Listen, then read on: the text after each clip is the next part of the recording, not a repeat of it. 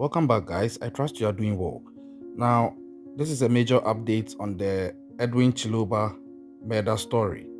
So, in the early hours of the 6th of January, just about the afternoon, the body of Kenyan LGBTQ activist, fashionista, and fashion designer, popularly renowned and known by all, was found stashed in a metal trunk by the roadside, and investigations commenced from there.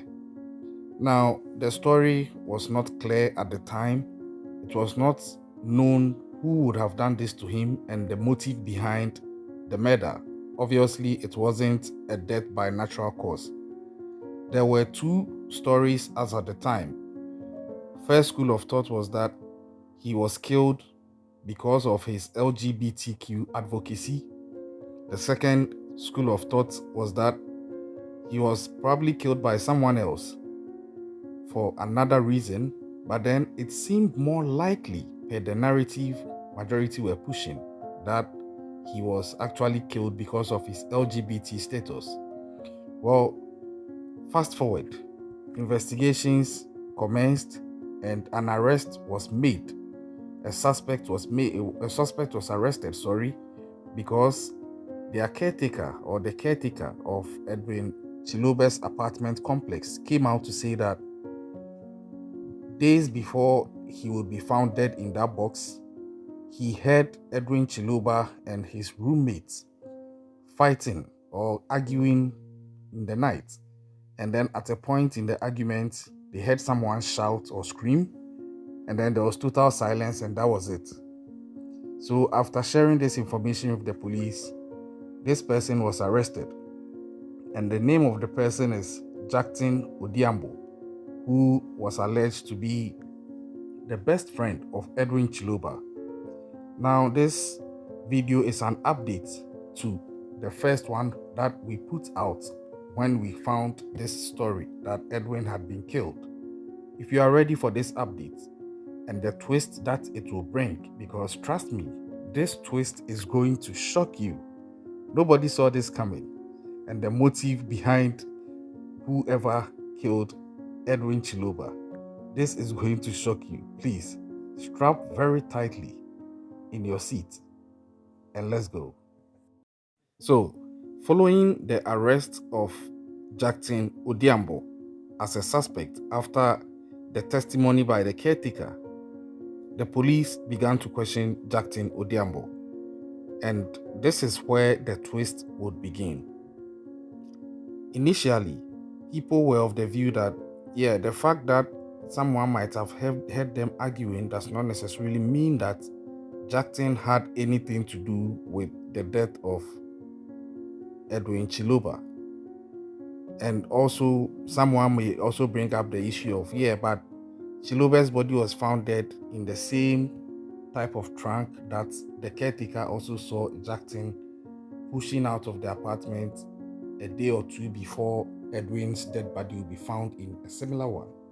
But then that is also not absolute, because that trunk is not customized. It's not like it's a customized trunk that was made only for Jackson Odiambo.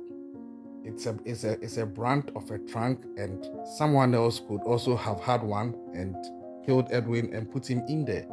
So if it's going to be a legal tussle, there are ways this issue or these circumstances or claims would have been argued out. But you can trust the police to do an extensive investigation. Well, some would say if they actually want to. And in this case, they did. Because it is being reported that at a point in the questioning of Jackson Odiambo would actually come out to admit that he killed Edwin Chiloba. So Jackson Odiambo, the so-called best friend of Edwin Chiloba, admitted that he killed Edwin Chiloba with the help of two other people. So that was established. And as was the next logical question, the police decided to find out why he killed Jackson Odiambo. And then from this point, the twist got even bigger. This is what Jackson said. He indicated that he killed Edwin Chiloba because he was angry with Edwin Chiloba for cheating on him with another man. So Jackson Odiambo was saying that he was Edwin Chiloba's gay partner. So they were living together as husband and wife. Now, if you are familiar with the LGBTQ situation in Kenya, you would know that majority of the people in Kenya frown on it. They do not support it at all. That's how come, given that Edwin was an advocate for LGBTQ, some people initially thought that he was killed because of that advocacy. But this confession by Jackson actually derails that school of thought. And it turns out he was killed by his fellow LGBTQ partner. And the plot didn't get any less twisted from this point too, because it went on further to unveil that Jackson Odiambo is actually already married to a woman, and they have one kid, a baby actually. So this just took the conversation to a whole different angle, and now people were wondering and asking. So let's get into this LGBTQ thing. Jackson Odiambo is a husband to his wife, and at the same time he's cheating on his wife with a man in the person of Edwin Chiloba, and he has the nerve to get angry when Edwin Chiloba allegedly cheats on him and decides that because of that he's going to take his life. I don't know how this is justifiable. It's not to say that in case he was not married it would be justifiable, but I feel that he's just reaching too much to feel entitled to any form of trust, so to speak. Because you are married, you have a kid, and you are cheating with a man when you are married to a woman. I don't know how this plays out, if that makes him a bisexual or something. I don't know. You can educate me in the comment section. But I feel that this is just too much, especially for his wife and his kid in the future when he or she gets to learn about these things. And for you to go to the point of deciding to take another person's life because of your anger and jealousy when you yourself, you are cheating. I think that is just too crazy. And it seems that after all, this turned out to be a crime of passion and not a victimization or a targeted murder of an LGBTQ advocacy. It's actually a crime of passion between two LGBTQ members or two members of the LGBTQ community. So this is the update.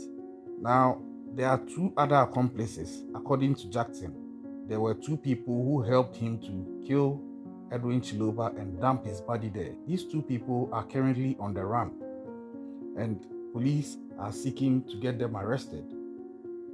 But this has also sparked a conversation on social media where the question is, if you are married, do you now wonder whether your wife is also somebody's husband, or whether your husband is also somebody's wife, with all these things going on around? Leave your comments in the comment section. What do you think of this story, the twist around it, the confession from Jackson? Some few people are suspecting its genuinity, whether it's actually genuine or it's forced or coerced. We don't know. We only go with the narrative that has been put out. But in our line of work, we've had the experience where stories can change over time depending on the evidence that comes out. This is what has been put out, and until then, this is what their facts are telling us. Leave your comments in the comment section. Please do well to hit the subscribe button and turn on post notifications. We are putting together a wonderful portfolio of true crime stories to bring to you this year. We need your help with the subscription, the likes, the comments, and the post notifications. We'll catch you another time. Stay safe out there.